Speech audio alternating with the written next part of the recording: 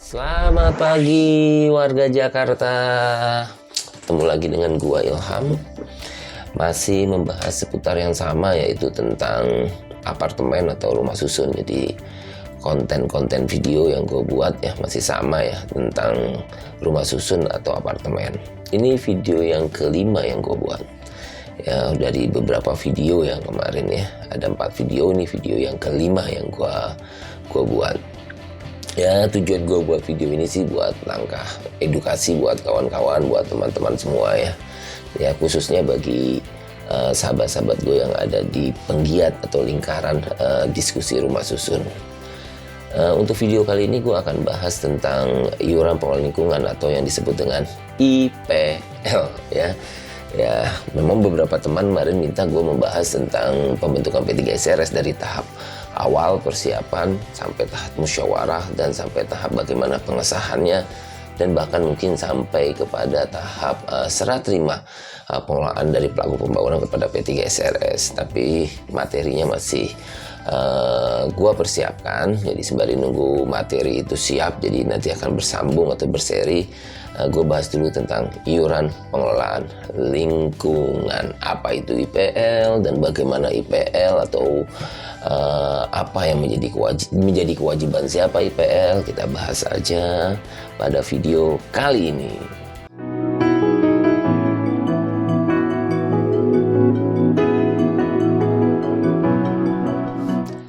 Apa itu IPL? Nah, IPL itu kan singkatan sebenarnya ya, dari iuran pengelolaan lingkungan. Karena memang di undang-undang itu disebutnya dengan iuran pengelolaan lingkungan. Nah, bagaimana tuh konsep IPL tuh, apa tuh IPL ya? Jadi gini, gue pernah jelaskan ya pada video sebelumnya ya, bahwa tentang konsep kepemilikan rumah susun. Nah, konsep kepemilikan rumah susun itu kan ada dua. Ada yang disebut kepemilikan bersama, ada yang disebut dengan kepemilikan perseorangan. Nah, kepemilikan bersamanya itu kan terhadap benda bersama, bagian bersama, dan yang terakhir adalah tanah bersamanya. Nah, untuk mengelola kepemilikan bersama itu, lahirlah konsep IPL. Nah, kalau untuk kepemilikan pribadi atau perseorangan terhadap biaya yang timbul, itu ditanggung masing-masing berdasarkan besaran yang sudah ditentukan. Misalnya untuk kepentingan listrik, unit sarusun saya kan itu kepemilikan pribadi, itu saya tanggung secara pribadi ya, besarannya tergantung beban daripada listrik yang saya pakai. Begitu pula dengan air ya, terhadap satuan rumah susun saya kan keperluan air saya ada pasti di sana. Nah, berapa besar biayanya itu tergantung jumlah pemakaian air yang saya gunakan, itu saya bayar secara pribadi. Nah, tapi yang di samping adanya konsep kepemilikan perseorangan itu, nah pada rumah susun juga ada konsep kepemilikan bersama, yaitu terhadap bagian bersama, benda bersama, dan tanah bersama. Nah, bagian bersama, tanah bersama, dan tanah bersama ya, itu kan harus dikelola ya. Nah, untuk biaya pengelolaan terhadap kepemilikan bersama itu lahirlah konsep IPL, iuran pengelolaan lingkungan, untuk membiayai daripada pengelolaan terhadap benda bersama, bagian bersama, dan tanah bersama. Nah, baik kegiatan operasional, pemeliharaan maupun perawatan. Jadi untuk menyalakan lampu-lampu di koridor, di lobi, merawat lift ya, limbah, air yang digunakan untuk merawat taman, itu ditanggung bersama oleh para pemilik. Nah, untuk menanggung bersamanya itu diperlukan biaya. Nah, biayanya itu diperoleh dari para pemilik. Nah, biaya yang diperoleh dari para pemilik itu disebut dengan iuran pengelolaan lingkungannya. Nah, yang kedua adalah siapa nih yang menanggung iuran pengelolaan lingkungan ya terhadap benda bersama, bagian bersama, tanah bersama tersebut ya. Siapa sih yang menanggung? Kita harus bedakan nih untuk siapa yang bertanggung jawab atau yang berkewajiban ya, yang menanggung kalau bahasa mudanya ya. Tapi kalau undang-undangnya kan berkewajiban ya. Itu adalah ada dua yang harus kita bedakan ya. Yang pertama, ketika masa transisi. Ketika masa transisi itu masa sebelum terbentuknya P3SRS yang ditentukan oleh undang-undang 1 tahun. Nah, pada 1 tahun pada masa transisi dari serah terima pertama kali, jadi unit ini diserahkan ya, itu yang menanggung biaya pengelolaannya adalah para pemilik yang memiliki unit dengan pelaku pembangunan. Berdasar ya dengan pelaku pembangunan. Jadi dia tuh yang menanggung tuh, para pemilik dan pelaku pembangunan. Undang-undang menggunakan kata dan, berarti mereka berdua yang menanggungnya itu pada masa transisi. Nah, setelah masa transisi berakhir ya, setelah masa transisi terakhir berakhir nih, sudah terbentuk P3SRS ya, pengelolaannya sudah diserahkan kepada P3SRS, karena pada masa transisi itu yang mengelola itu adalah pelaku pembangunan, dapat bekerja sama memang pelaku pembangunan dengan pengelola, tapi esensinya ada pada pelaku pembangunan. Nah, setelah terbentuknya P3SRS, pengelolaannya itu ditanggung oleh siapa? Oleh para pemilik dan penghuni secara proporsional.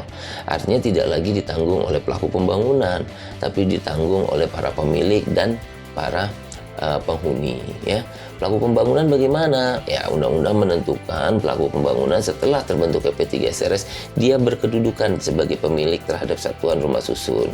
Artinya dia diperlakukan sebagai pemilik, membayar IPL selaku pemilik. Jadi kita bedakan, pada masa transisi itu pengelolaan ditanggung oleh pelaku pembangun dan pemilik, sedangkan setelah masa transisi biaya pengelolaan atau IPL ditanggung oleh pemilik dan penghuni secara proporsional. Nah, apa nih yang menjadi dasar penghitungan IPL tersebut? Kalau pada kepemilikan pribadi ya, kepemilikan pribadi tadi ya, biaya listrik unit satu rusun saya dasar perhitungannya tergantung ya, KWH misalnya pada listrik, debit air ya, berapa beban air yang digunakan ya, langsung ditanggung sendiri, mudah cara menghitungnya. Bagaimana dengan biaya pengelolaan terhadap benda bersama, tanah bersama, bagian bersama tersebut, atau untuk biaya IPL-nya? Nah, biaya IPL dalam undang-undang diatur bahwa iuran pengelolaan lingkungan itu ditanggung para pemilik dan penghuni atau pelaku pembangunan pada masa transisi itu berdasarkan NPP. Apa itu NPP? Nilai perbandingan proporsional. Suatu angka yang diperoleh untuk menentukan hak kepemilikan daripada seseorang terhadap benda bersama, bagian bersama, dan tanah bersama. Nah, NPP itulah yang menjadi dasar untuk beban ya pembayaran IPL-nya. Kalau NPP saya nih misalnya 0, sekian, nah maka saya akan membayar 0, sekian dikali dengan berapa biaya IPL-nya. Ya, biaya IPL-nya itu yang menjadi faktor pengkalinya adalah NPP-nya. Nah, itu tiga konsep tentang IPL. Yang pertama adalah IPL itu untuk membiayai atau membiayai kegiatan operasional pemeliharaan perawatan terhadap benda bersama, bagian bersama, tanah bersama. Yang kedua, dia menjadi tanggung jawab pada masa transisi adalah para pemilik dan pelaku pembangunan. Sedangkan setelah masa transisi adalah pemilik dan penghuni. Yang ketiga, dasar perhitungannya adalah NPP. Ingat, undang-undang mencantumkan NPP, nilai perbandingan proporsional. Nanti apa NPP lebih rinci, lebih detail, kita bahas nih, karena menarik cara penghitungan NPP, karena di dalam praktek ada dua perbedaan cara penghitungan NPP yang sebenarnya yang lebih tepat dengan nilai atau harga, bukan dengan luasan.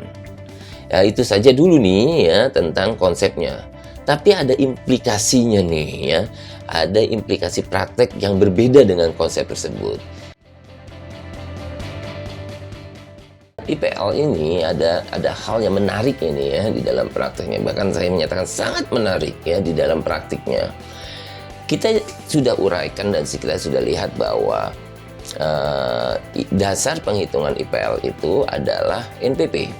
Tapi di dalam prakteknya nih, dasar penghitungan NPP itu, dasar penghitungan IPL itu ya, faktor ya pengkali daripada IPL itu bukan NPP ya, adalah berdasarkan luasan daripada satuan rumah susun yang dimiliki oleh seseorang. Tercantum tuh di dalam PPJB.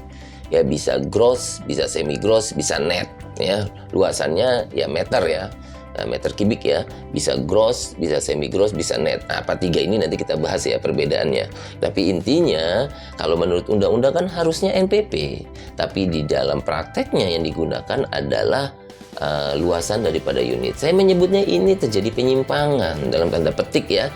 Ini terjadi penyimpangan terhadap regulasi yang secara jelas diatur berdasarkan NPP, tapi dalam prakteknya dihitung berdasarkan luasan daripada satuan rumah susunnya. Kenapa ini bisa terjadi? Karena belum ada pertelahan. Pelaku pembangunan dalam tanda petik lagi saya menyebutnya ya, ya, kadangkala tidak membuat pertelaan di awalnya, di awal pelaku pembangunan membuat bangunannya.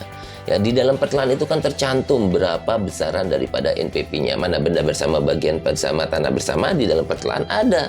Dan pertelaan itulah yang menjadi dasar untuk pembuatan PPJB. Maka di PPJB-nya harusnya beban daripada LPR-nya sudah dicantumkan berdasarkan NPP. Karena tidak ada pertelaan, akhirnya tidak bisa menentukan berapa besaran NPP seseorang. Ini yang menjadi permasalahan di dalam prakteknya. Maka ketika ya